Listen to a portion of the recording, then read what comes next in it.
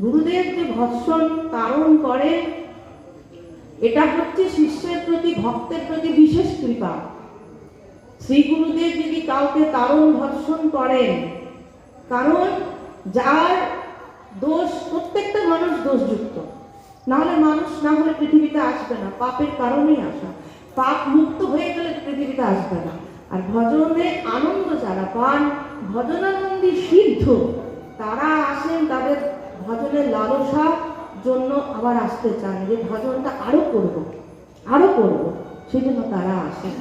আর ভগবান তাদের পাঠান কোনো না কোনো উদ্দেশ্যে, জীব উদ্ধারের জন্য, মাঙ্গলিক কারণে পাঠান।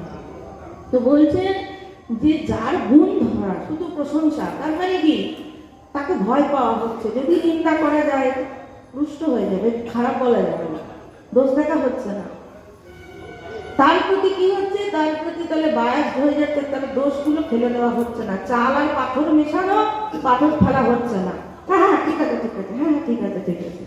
কিন্তু যে ব্যক্তিকে ভর্ৎসনা করা হয়, দণ্ড দেওয়া হয়, তাড়ন করা হয়, তার কি হয়, তার ভেতরের যে নোংরাগুলো, তার কলমশরূপী কাঁকর পাথর, সেগুলো সব বাইরে, তাকে মার্জনা করা হয়, পরিষ্কার করে একদম নিজের সন্তানকে যেমন গড়ে তোলে, একদম পরিষ্কার পরিচ্ছন্ন পরিস্ফুট।